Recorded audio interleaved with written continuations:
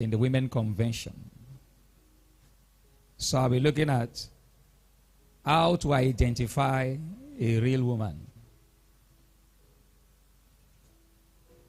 So I will give 5 tips on how to identify a real woman, and then 5 tips on how to identify a fake woman. So there's a fake woman and there's a real woman. Vice versa. But we're not talking about men. So spare me. You understand? It's a women's convention. So if I start hitting men, fake women, what is the purpose? What is the aim? So we had the men's convention. So we've done justice to that. We have women's convention now. So let's see if we can speak to ourselves a little. Now, in Shakespeare's Hamlet, I know that most of you have read the book or seen the drama Hamlet by Shakespeare. Now, there was one of the characters known as Paulinus. Now, Paulinus in Shakespeare's Hamlet made a statement, a profound statement. He said, "Be true to thyself, and thou shalt not be false to another." Be true to thyself, and thou shalt not be false to another. In order not to be fake, be true to yourself. Have you caught the secret now? In order not to be fake, be true to yourself. If you fail to be true to yourself, then you are a fake person. Most people are fake because they failed in being genuine to themselves, being true to themselves. There was a scenario in 1 Samuel chapter 17, from verse 38 to 40, when David was recruited to go and fight Goliath. Now, David had not fought in any battle before. David had not been conscripted as a soldier before. David was a shepherd who tended to sheep and goats in the wilderness. On 2 occasions, his sheepfold was attacked by wild animals. The first wild animal that attacked his sheepfold was a lion. He went after the lion with his catapult. He was able to hit the lion in the forehead and kill the lion. David was a 17-year-old boy, a teenager. So he did not fight the lion man to man. He used tricks or some skills to overpower the lion. When the bear came, you and I know that the bear is almost about 8 to 9 feet tall. If that bear stands up, upright, man to man. So a bear is almost about 8 feet tall. We don't know which bear, whether it was a grizzly bear or whether it was a black bear.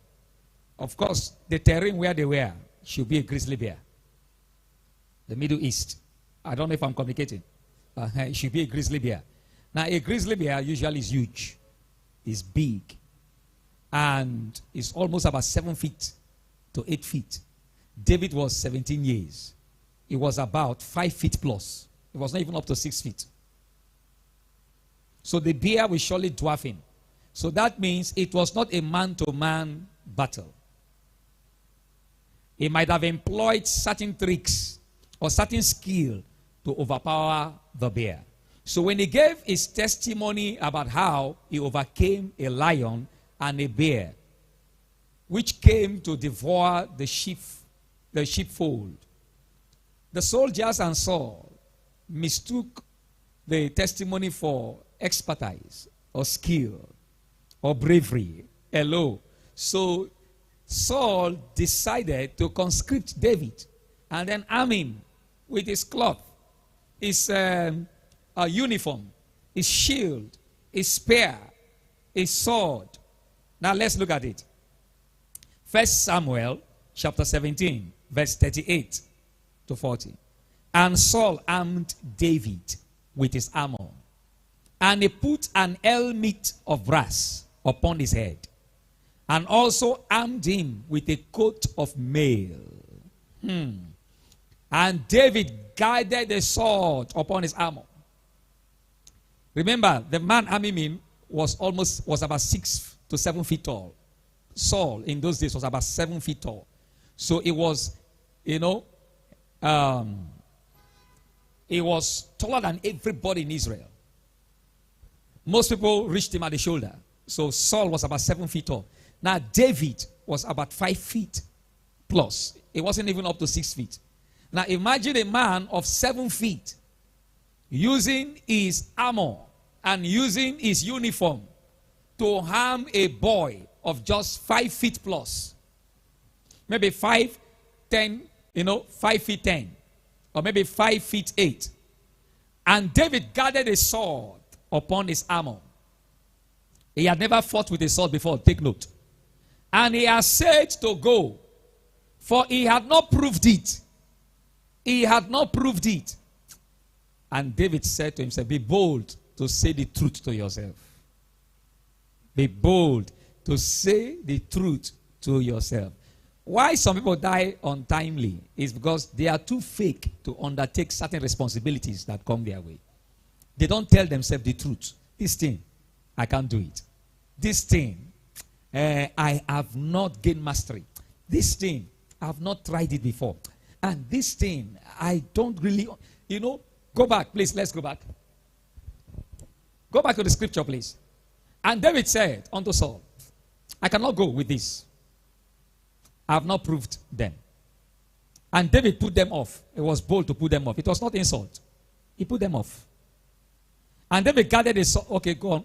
And he took his staff in his hand. That is what he knew. He was a shepherd boy. So shepherd had staff. He took his staff in his hand and chose him 5 smooth stones out of the brook. That was what he used to kill the lion and used to kill the bear. So he was used to using stones and catapult to throw at wild animals. And he took some stones, 5 smooth stones out of the brook, and then put them in a shepherd's bag. All he had was a shepherd's bag. He didn't have a shield. And then in a scrip, and a sling was in his hand. And he drew near the Philistine. Now, when David was making this choice, the soldiers of Saul were making mockery of him. Sometimes your originality is mocked by people who feel that you are too, how do I put it? You are too unsophisticated. Hello. Or too simple to undertake the task that is before you. But thanks be unto God, David had a correct estimation of himself and decided to be true to himself so that he will not be false to another. So there are fake people, and fake people are not true to themselves. And there are real people. Real people are true to themselves. Hello. Hello. Now, there was a time in my life when I knew that I was going through some difficulty and things were really, really awkward. People didn't know what was happening to me, but I knew that my life was in danger. And I knew that something terrible may happen. I changed my prayer. In one of my prayers, hear the content of my prayer. Before now, my prayer was, Lord, do something for this person. Turn this person. Change this person. But after some time, I noticed that it was not going to work again. Because the people you are praying for to change don't want to change. So you can't change a person who is not willing to change. And there's no prayer that changes a man who is not prepared to change. So I haven't failed for more than a decade. And the situation had persisted. I entered my closet. And this was my prayer. I said, dear Lord, this person is bigger than me. This person is stronger than me. This person might kill me one day. This person is too high. Me, I'm too low. I can't change the person. My prayer is this. Deliver me before I die. That is it. That is it. Lord, deliver me before I die. Because one day I might die. And this work you have given me will go. So if my death will be for your gain, okay, let me die. But if it will not be for the gain of the kingdom, and it won't be for the gain of the work, then please, Lord, deliver me in your own wisdom. It took 4 years. And after 4 years making that prayer, God delivered me. And the way he did it, it was in a way that it looks as though everything has scattered.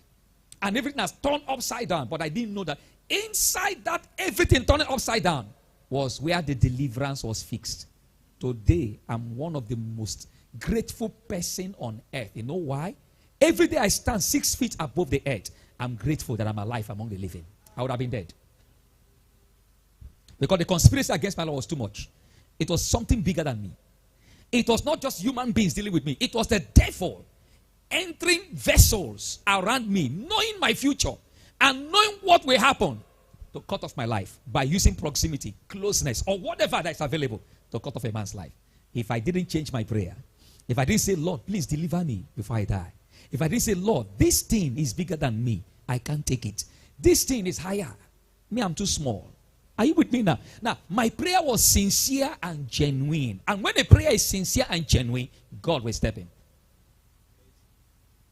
If your prayer is not sincere and genuine, God won't step in. I know what I'm talking about. That's why today, if you see what happened around me and what happened to me, for some, it has closed the ministry. Hello. For some, it has caused a mighty devastation. But it looked as though nothing happened. You think it's normal? It's not normal. It's not me that did. I didn't do anything. My own is just stay where God said I should stay. But I've prayed. I said, God, this thing big past me. Me, I too small. Because in the first place, I have never been seen as someone who is equal with them. I've been seen as someone that they can always put in the pocket. And that's a mistake with some people. Sometimes they come around, they underestimate you, thinking that the way they are, I'll just put off my armpit. Hello. Yes, I can be put in the armpit. But one thing about me is that I'm genuine to myself. I know my strength. I don't try to flex muscle. I go in my secrecy and I make prayer. That's why when I pray in secrecy, I don't let people to be around there. Because the things I say, when you hear them, you'll be comfortable. You don't understand. Hello. Be genuine. And your prayers will be genuine. Are you with me, somebody? No, I'm not calling names because I don't want to begin to call names. But those who know, know. And those who understand, understand. But please, one thing I must tell you, remove the marks from your face. Some of you have too many marks on your face. Some of you are masquerades. You are not the real person. You are too fake. And God doesn't deal with fake people. If you like, pray 1,000 times, He won't hear you. You know why? You are too fake. There are too many masks on your face, like Agaba. Hello. Some, they have nearly close about 7 marks. So if you remove 1, there is 6 left. Remove again, 5 left. Remove again, 4 left. Remove again, 3 left. Remove again, 2 left. Remove again, 1 left. The one that is remaining, still remove it. And let your real face show. You see God, He will show up. Hello. Some of us here seated, we have succeeded in removing about 3 masks on our face. We still have about 4. So God has not shown up. Hello. God is waiting for you to remove the last mask. The moment you remove the last mask from your face, check, it will show up. Now, the day or the year you are able to remove the last mask, check, your life will open. Most of us, our lives were closed 20 years ago, 30 years ago when we realized ourselves. Till now, it's still closed. Why it's closed? It's not because the demons in our background are too strong. No, they are not too strong. It's because we have not been able to come to the real nature of ourselves and then relate with God based on our originality. We are relating with God based on our superficial display. God does not take pleasure in your superficial display. He wants you raw as you are, naked. Not to go and open your breast and be praying, say, pray naked. No, stop that now. That is occultic prayer. Are you there? A woman was telling a friend that she should go to pray, that she should naked herself. You know, remove her bra, remove it and stand in the parlor. And then be praying naked. I said, that's occultic prayer. We don't pray such prayer here. Being naked is not about opening your body. God has no delight in your body. What body do you want to show to God? He's talking about the nakedness of your heart. Hello, the nakedness of your heart. We are too fake. That is why we are not getting the needed result. Be real. Be genuine. Pray from that area. Check your life in 1 year. It will change. Hello. Most times when I'm in counseling, when people come for counseling, sometimes I examine them, I show them, their real self. Once I was counseling somebody, as I checked in the rest of the spirit, I said the spirit in you that is using you is not God. And you love that spirit. If you keep romancing with that spirit and hold that spirit, you will never change. You will still be blaming people for your problems. I prayed with that person, expecting that that person would understand what I was doing. But the person knew, but the person refused to let go of that spirit. And I know as long as that spirit is in you, before you know the person is 50 years, before you know the person is 60 years, before you know the world has ended on the person, nothing changed in that person's life. God cannot deal with you from your angle of fakeness. He will deal with you from the angle of realness. Once you are real, he will show up. If you are fake, he will be far. Be real. Now, 5 signs that you are dealing with a fake person. Remember, Luke chapter 6:45 tells us that there is a good man and there is a bad man. Is that true? That a good man out of the good treasure of his heart bringeth forth that which is good, and an evil man out of the evil treasure of his heart bringeth forth that which is evil. For out of the abundance of the heart, his mouth speaketh. Luke 6:45. Did you open it? Media, make sure you open it so that they can have it. Luke 6:45. So this scripture shows you that there are 2 types of people. There is a good man and there's a bad man. Hello. So that means there is a good woman and there's a bad woman. What makes him good? The quality of his soul. What makes him bad? The defective quality of his soul. Hello. Hello. Okay. So the soul of the individual is what it's not that he gave his life to Christ. So giving your life in Christ to Christ in church, confessing Christ as Lord does not make you good. Hello. That was a mistake some of us did when we were in Bible school. When Bible school lectures were telling you, marry a Christian, marry a Christian woman, marry a Christian man. It's not true. You don't marry a Christian man. You don't marry a Christian woman. What do you marry? A good man. If he's a Christian, then a good Christian man. Or a good Christian woman. The soul of the person must be good. How do I know that the soul of a person is good? If you notice that the person is open-minded. Open-minded. Not those people who are close-minded. People who are close-minded, they don't have room for any other suggestion. They are too myopic. Their minds are closed. A close-minded person is likely not a good person. Hello? Am I talking? All right. So, the person must be open-minded. 2, another quality of a good soul, a good woman, a good man, empathy. Empathy. So a good man has genuine emotions. Empathy is genuine feelings, genuine emotion. Not that superficial sympathy people show. Hey, Sheya.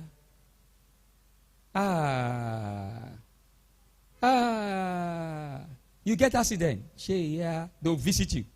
Show sympathy. I'm not talking about that. I'm talking about empathy. What is empathy? Empathy is you putting yourself in someone's situation. I don't know if I get you. That is, okay, if I was my employee, okay, you are not the boss. You are the boss. You have people working for you. Are you with me now? A boss with empathy puts himself in the shoes of his employee. So without the employee telling him things, already he knows what the employee is thinking. He knows that the employee has a lot of limitations. I don't know if I'm complicating. He knows that the employee has a lot of difficulty. So with that now, he's able to treat the employee with some level of respect, recognition, love, honor. Why? Because he could picture himself in the shoes of his employee. That is someone with empathy.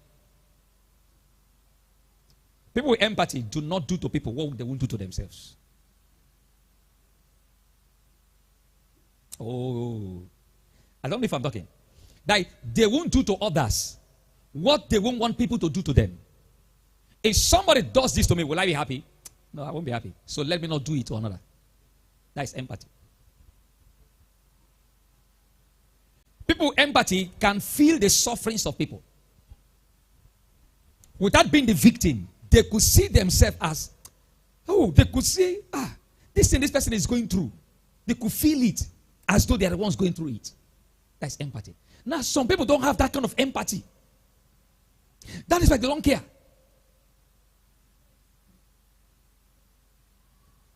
It doesn't matter whether the person is a pastor. It doesn't matter whether the person is a Christian. Once the person doesn't have empathy, he's a beast. So we have many beast men and we have many beast women. They lack empathy. They can't feel, what people are feeling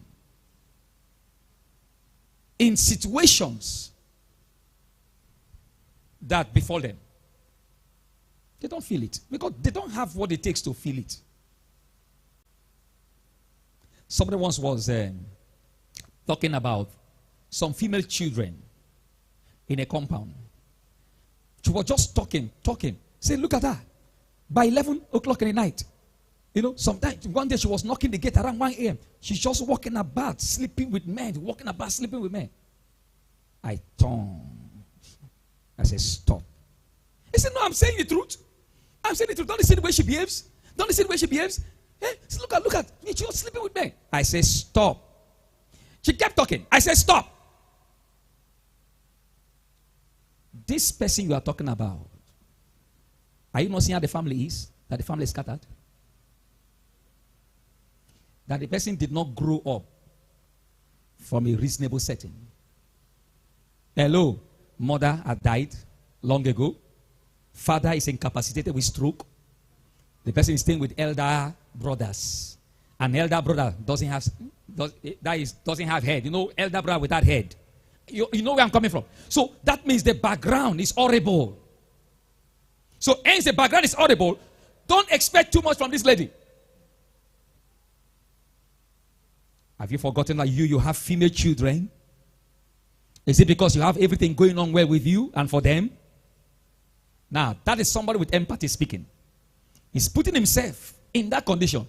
But this person speaking does not have empathy. So this person can't put herself in the shoes of others. She'll just be condemning. I say, stop. Put yourself in people's situation before you talk or condemn them.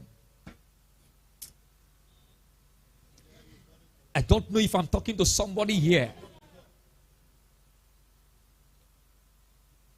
Hey! That day I whacked my head like this. I said, Kai, this is a bad soul. I knew that this is a bad soul. And people with bad soul, one problem they have is that they will never know that they are the problem. It might take them even 30 years to realize that they are the problem. But by then they have destroyed people. They have destroyed innocent people. They have destroyed lives. Because of their damaged personalities. They are suffering from what we call personality disorder. Some of them are psychopaths, some are narcissists. Some are Machiavellian, who are highly manipulative. We know the Machiavellian people. Machiavellians are manipulative people. In the sense that if they give you chewing gum,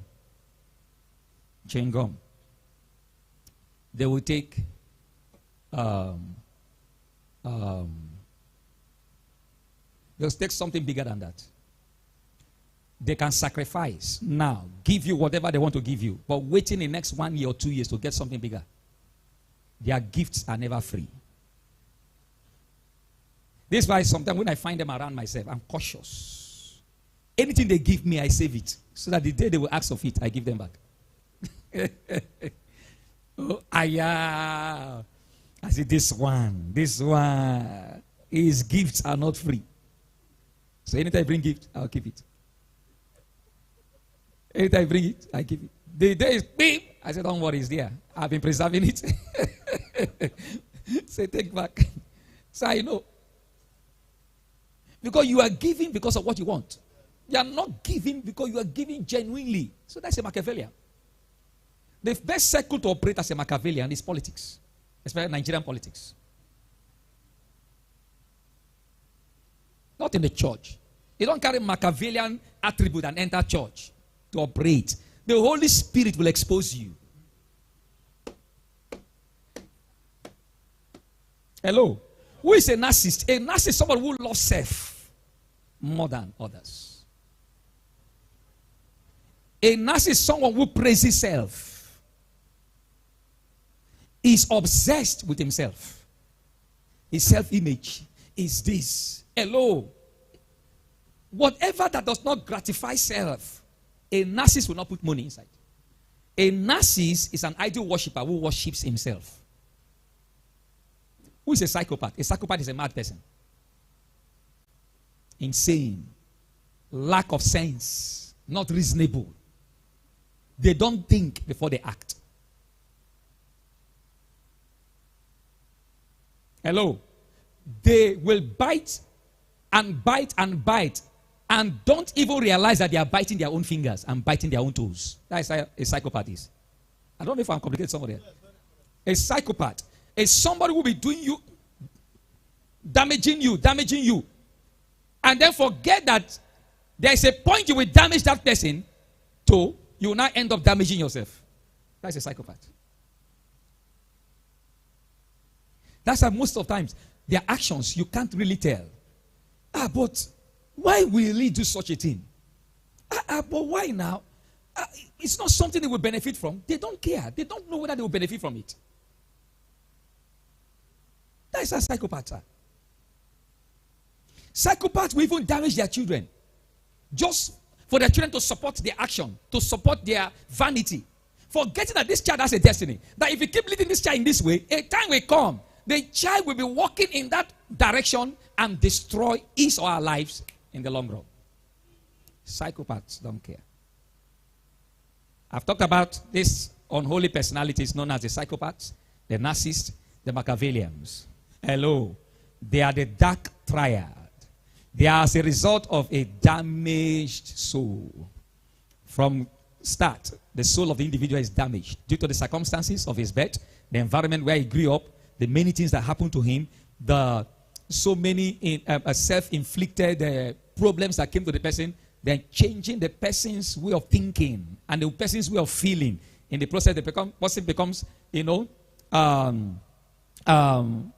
close-minded, lack of empathy, and also lack of conscience. So, qualities of a good soul: the person is open-minded. 2, is empathetic. 3, is the person has conscience. Has conscience.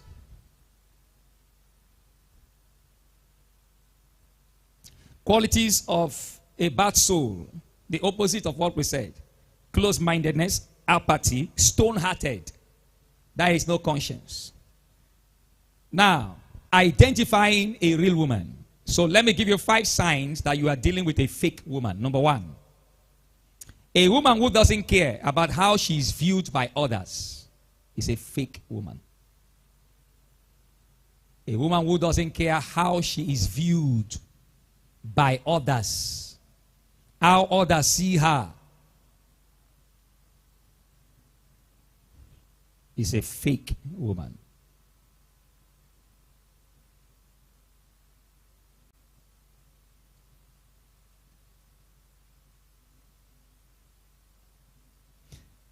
You must care about how people view you.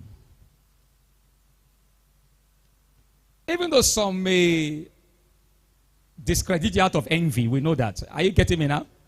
Some may criticize you because they are jealous of you, or criticize you because they don't like you. Hello. However, there are people who genuinely may criticize you. Not necessarily for what they gain, and not necessarily for ill sentiments they have towards you. It's just how they feel. So a woman who doesn't care about how she's viewed by others, she's a fake woman. Number 2, a woman who lacks shame. A woman who lacks shame.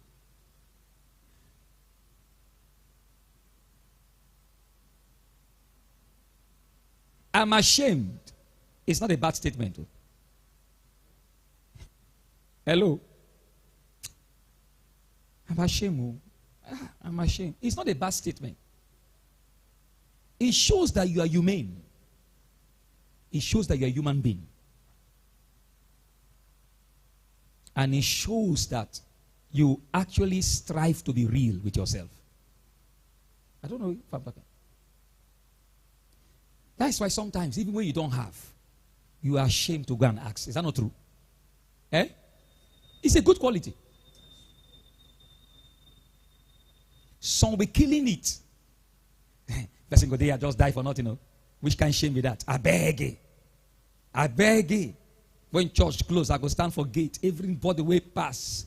You know, small picking. Anybody. I go to the, at the end of the day, first if you get small thing, go. Person don't survive. Oh. Yeah.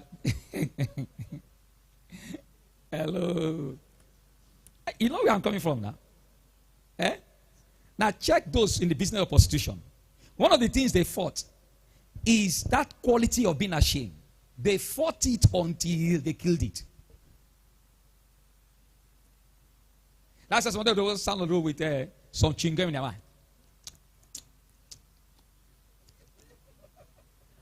You want me? I go do you well.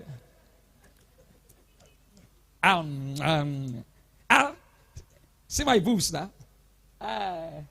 I said, hello. She don't get shame again.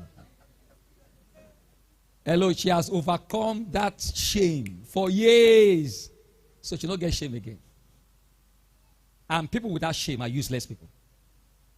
If you still have shame, know that you are useful. If you lack shame, know that you are useless. I must tell you this because I know it. If you check yourself as a woman, you don't have shame any longer. Know that you're a useless person. One of the things that makes you useful to God is that capacity for shame. Capacity for shame is not an insult. It's an awareness that this is not your real you. Oh, did I say something? That is, it's an awareness that this is not your real you. So capacity for shame. If you don't have capacity for shame any longer, then know that you're a useless person. Okay. I hope I'm still communicating. Another sign, number 3. A woman who doesn't back down, even if everyone knows she's wrong. You are wrong. And you are saying no retreat, no surrender. A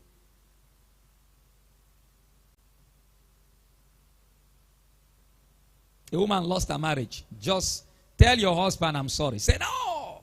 No. Tell your husband, just, I'm sorry. No. Carried her bag, carried everything, left the house. The man said, okay, you are leaving. Okay, no problem. Before they know, 1 week, 2 weeks. Tell him sorry. No. Now he go come beg me. Let him come to my father's house and come and beg me. So the man took time, stay away. Before you know, 1 month. Before you know, 2 months. Before you know, 6 months. You know, when something has prolonged like that, 6 months, you know, they're saying nature abhors vacuum. 1 year, someone else preoccupied the man's mind. So he couldn't have forgot her. Today, she's moving from one politician to another. The man usually sees her. Sometimes when he goes to secretariat, he'll see her coming out from one commissioner's office. But he has remarried. And he's moving on with his life. That is what will move her from the house. You won't believe it. Strong head. I'm not going to say sorry. Carry her back. Brah. He will come to my father's house. Come and beg me. The man said, okay, go. So somebody came one day and said, this one your husband has not come 1 week, 2 weeks. Go home now. Humble yourself. Just go. Honey, I'm sorry. The matter for, well, no. Until he comes to my father to beg me. Oh, no. No. Before I know 6 months. No. Before I know 1. No. Before I know 2 years. The man has remarried. I know the man. No? But I won't mention so that you not. Hello. That is how the matter ended till today as I'm talking to you. Kai! Oh. Hey. When you are wrong, and everybody says you are wrong, please back down. Hello, are you with me now? Yes. Humble yourself. Number 4. A woman who does something for you with an ulterior motive. Vice versa, men or women, is a fake person. Number 5. A manipulative and domineering person. That is zero empathy. Also playing the blame game. Manipulative will play the blame game. They blame everything but themselves. Manipulative. Domineering. Want to be in charge. If it's not their way, it's not the way. If it's not their way, it's not the way. Such a person is a fake person. 5 signs you are dealing with a real person as I close. A woman with empathy and has genuine feelings. That is a real person. Empathy. Empathy is you putting yourself in someone else's shoe that is suffering or that is going through a situation. And then genuinely feeling for the person. Because you could see yourself in that person's shoe. That is empathy. If you can't see yourself in that person's shoe, you won't feel what the person feels. So you treat the person anyhow. 2. 5 signs you are dealing with a real woman. A woman who thinks before acting. She weighs the option before she decides. She weighs the options before she decides. That's a real woman.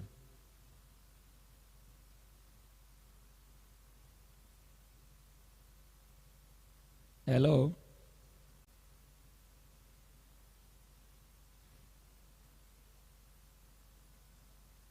Even if somebody send a message to her telling her that her husband is cheating on her, she will first of all find out the motive for which the person is telling her. Because there could be a motive. Are you with me now? That person that is sending a message to you may have a motive. You just pick it. The man, see what they said. They said. It's not what they said. First, find out what is the motive behind this woman sending such a message to me.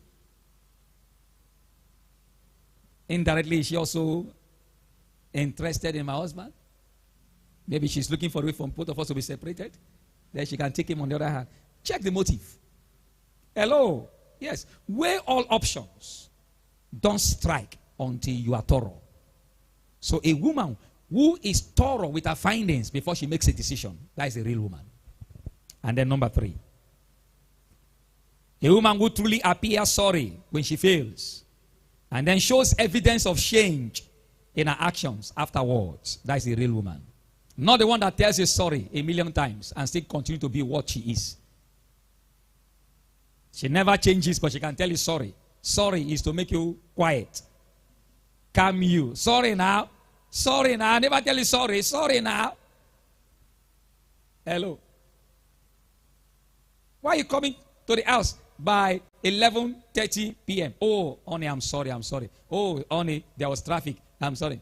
After 2 days, she comes again 11:30 p.m. Hey, honey, sorry. I'm sorry. After 1 week, she comes the same time. Oh, honey, I'm sorry. Repeating the same thing, but saying sorry a million times. That person does not change. He's not a real person.